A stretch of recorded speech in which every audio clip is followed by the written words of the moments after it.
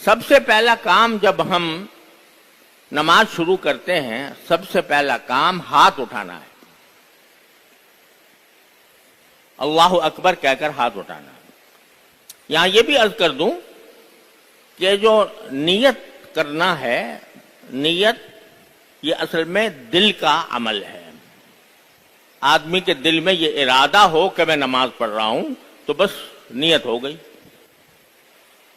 یہ جو بہت لمبے چوڑے الفاظ بعض اوقات رٹوا دیے جاتے ہیں کہ نیت کرتا ہوں میں 4 رکعت نماز ظہر کی، منہ میرا قبلے کی طرف، پیچھے اس امام کے، تو یہ الفاظ کہنا کوئی ضروری نہیں، نہ ضروری ہے نہ سنت ہے۔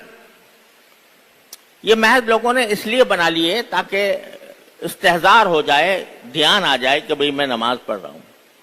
لیکن اگر یہ زبان سے نہ ادا کریں بلکہ صرف دل میں ارادہ تو ہوتا ہی ہے نماز کا کہ میں نماز پڑھنے کے لیے جا رہا ہوں، تو بس ہو گئی نیت۔ ان الفاظ کو زبان سے کہنے کی ضرورت نہیں ہے۔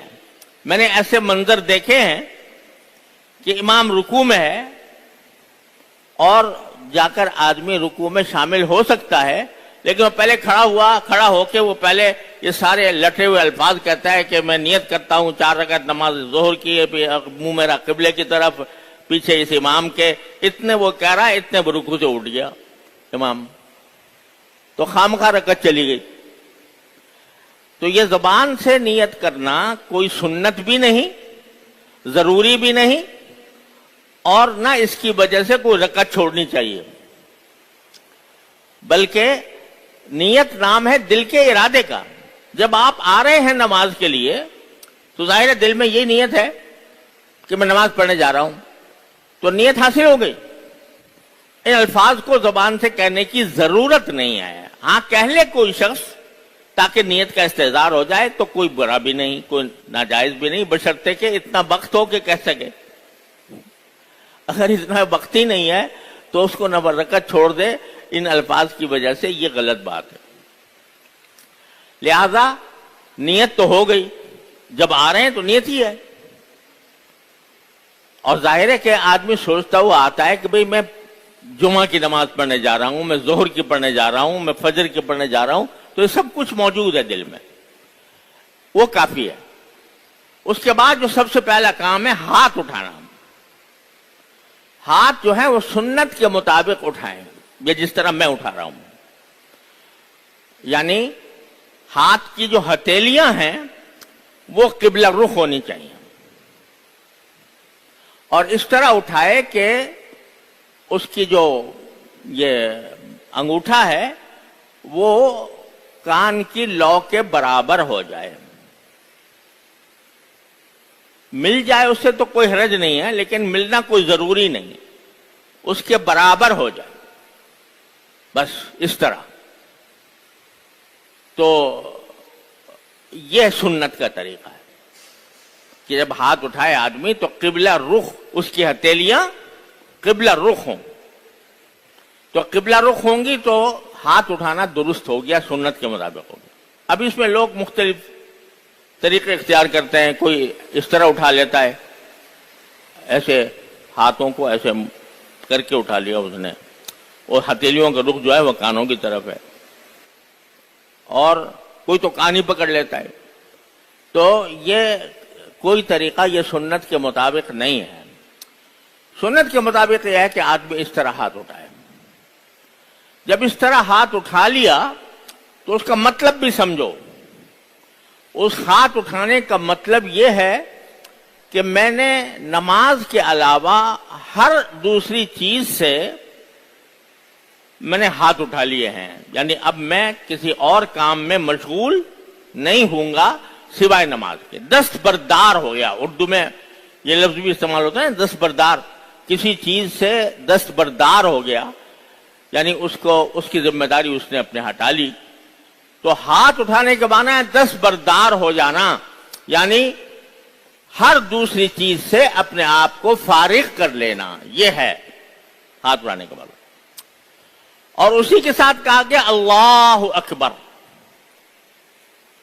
تو اللہ اکبر کہنے کا مقصد یہ ہے کہ بھئی چونکہ باری تعالیٰ کی ذات وہ ساری کائنات میں سب سے بڑی ذات ہے، لہذا اب میں اللہ جل جلالہ کی طرف متوجہ ہو رہا ہوں اور اس کی کبریائی کا اعلان کر رہا ہوں، اس کی بڑائی کا اعلان کر رہا ہوں کہ اس سے بڑی کوئی چیز نہیں، لہذا اب میں نماز کے اندر مشغول ہوں گا اور ہر دوسری چیز سے اپنے آپ کو دستبردار کر لوں گا، صرف باری تعالیٰ کی ذات جو سب سے بڑی ہے اس کی طرف میں متوجہ ہوں۔ یہ کام کرے، یہ خضوع کا پہلا حصہ ہے۔ پھر جب کھڑا ہو تو قبلہ رو ہو، اور قبلہ رو ہونے کے ساتھ اس طرح کھڑا ہو کہ ڈھیلا ڈھالا نہیں کہ ایک پاؤں جو ہے وہ اس کا گھٹنا بڑا ہوا ہے اور ایک کا سیدھا ہے، اس طرح کھڑا ہونا یہ سنت کے مطابق نہیں ہے، خضوع نہیں۔ خضوع کا تقاضا یہ ہے کہ دونوں پاؤں سیدھے ہوں، دونوں پاؤں سیدھے ہوں، اور گردن اس طرح خم ہو کہ نگاہ سجدے کی جگہ پر رہے، گردن میں اتنا خم کیا جائے کہ نگاہ سجدے کی جگہ پر ہو،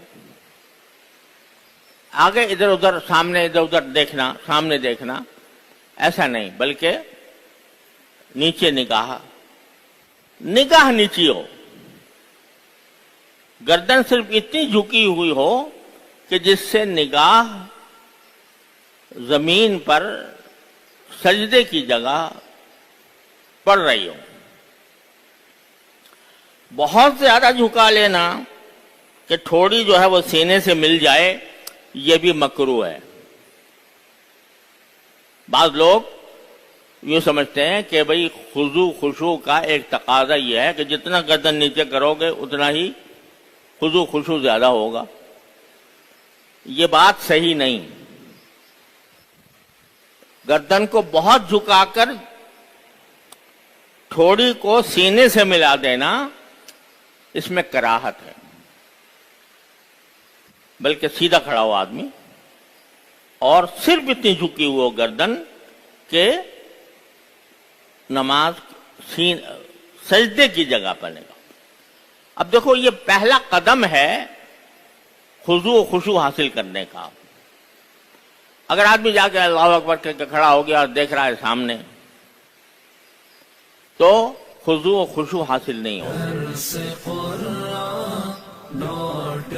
اگر وہ جا کے کھڑا تو ہو گیا لیکن اس کی نگاہیں سامنے والی چیزوں کے اوپر پڑ رہی ہیں، تو یہ خضوع و خشوع کے منافی ہے، اس خضوع و خشوع کے خلاف ہے۔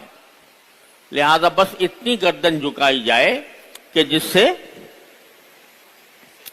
وہ زمین سجدے والی زمین نظر آ جائے، بس۔ پھر اس کے بعد کمر سیدھی ہو، سیدھی، اللہ ہے کہ کسی کو عذر ہو الگ بات ہے، کمر سیدھی ہو، اور اس کے بعد جب رکوع میں جائے تو رکوع میں جاتے وقت اس میں ہاتھ جو ہیں وہ ناف کے نیچے بندھے ہوئے ہوں اور ایک ہاتھ سے دوسرا ہاتھ پکڑا ہوا ہو۔ بعض لوگ ایسے کھڑے ہو جاتے ہیں، یہ طریقہ عورتوں کا ہے، مردوں کا نہیں کہ ہاتھ پہ ہاتھ رکھ دیا اس طرح، بلکہ ہاتھ کو اس طرح پکڑ کر 3 انگلیاں کونی کے اوپر جائیں اور انگوٹھے اور چھوٹی انگلی سے دائرہ بنا کر اس کو پکڑ لیں، اس طرح کھڑے ہوں۔ ایک دوسرے کے ایسے ہاتھ رکھ کے کھڑے ہو گئے تو یہ سنت کے مطابق نہ ہوا، خضوع بھی نہ ہوا۔ جب رکوع میں جائیں تو رکوع کے اندر پوری طرح جھک جائیں، صرف تھوڑا جھکنا کافی نہیں ہے، بلکہ اس طرح جھک جائیں کہ کمر سیدھی ہو جائے، کمر سیدھی ہو جائے۔ معمولی سا خم اگر کسی آدمی کی کہ انداز جسمانی انداز ہی ایسا ہے کہ معمولی خم رہتا ہے، وہ معاف ہے، لیکن سیدھا ہونا چاہیے۔ اور اس کی رسول کریم صلی اللہ علیہ وسلم نے سری الفاظ میں تلقین فرمائی ہے کہ پورا رکوع جو ہے وہ پوری طرح کمر کو جھکنے کے بعد سیدھا کر لے۔ صرف تھوڑا سا جھکا دینا یہ کافی نہیں ہے، بلکہ اگر صرف تھوڑا سا جھکایا تو بعض صورتوں میں نماز بھی نہیں ہوگی، بلکہ پورا جھکائے اور کمر سیدھی ہو جائے،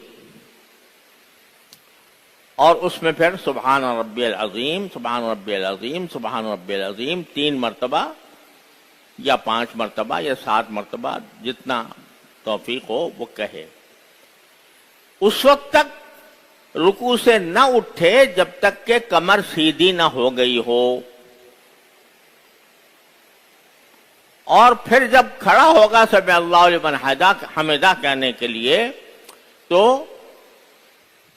پھر کمر سیدھی ہو گئی ہو۔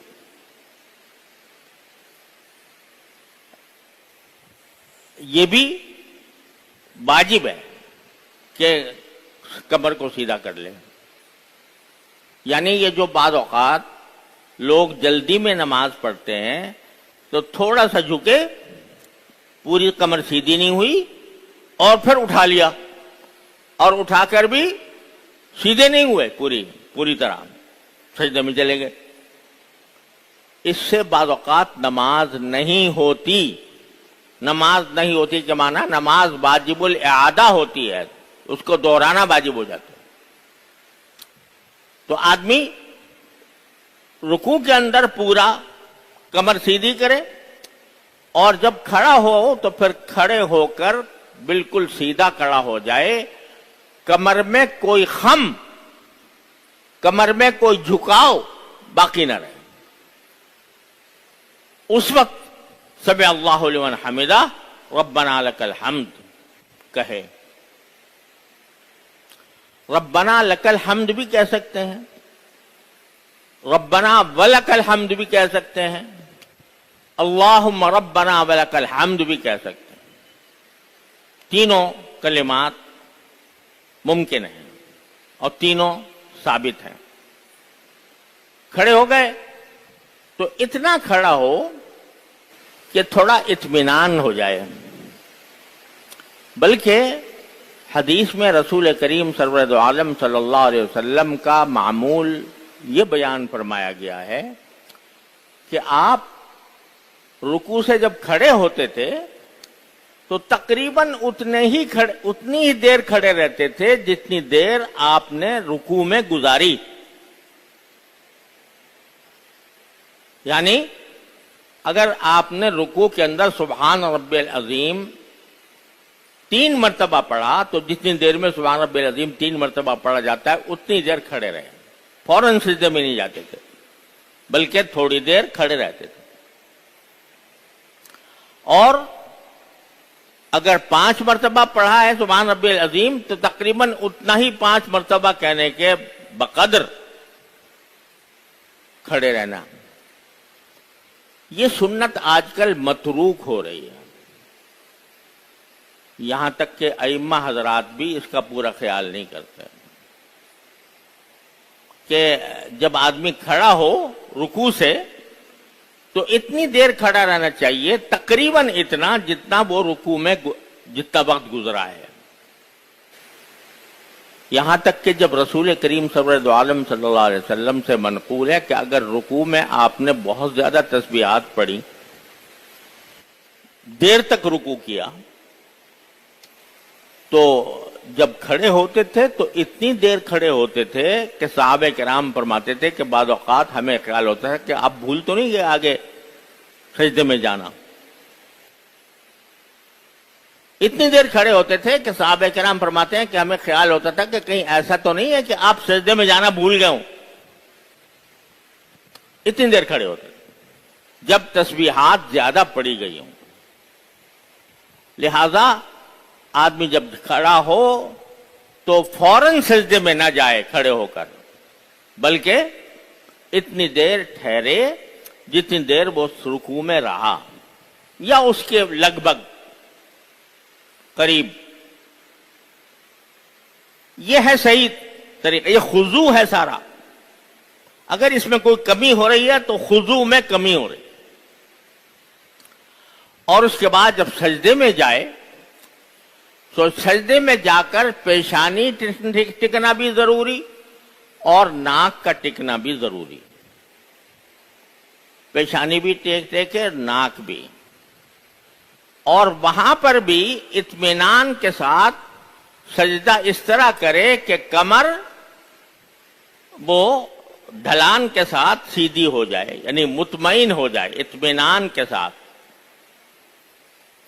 یہ میں اس لیے کہہ رہا ہوں کہ بسا اوقات ہم لوگ نماز پڑھتے ہیں تو نماز پڑھنے میں رکوع میں گئے، بس ایک اشارہ ہو گیا رکوع کا، کمر سیدھی نہیں ہوئی، اور پھر کھڑے ہوئے تو فوراً کھڑے ہو گئے، اور کھڑے ہو کر بھی پوری طرح اطمینان نہیں ہوا تھا کہ جھٹ سجدے میں چلے گئے، اور بس ایک پیشانی ٹکائی اور پھر فوراً سبحان ربی الاعلیٰ سبحان ربی الاعلیٰ جلدی جلدی پڑھ کے وہ ایک دم سے پھر دوسرے مقادمے میں آ گئے.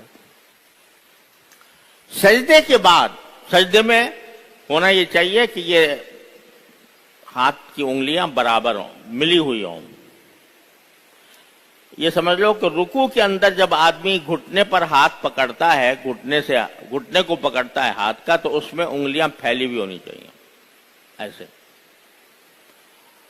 پھر جب سجدے میں جاتا ہے تو انگلیاں ملی ہوئی ہوں اور وہ زمین کے اوپر ٹکی ہوئی ہوں، اور سجدے کے اندر سبحان ربی الاعلیٰ سبحان ربی الاعلیٰ 3 مرتبہ 5 مرتبہ 7 مرتبہ جتنا بھی اللہ تعالیٰ توفیق دے وہ اتنی کہے.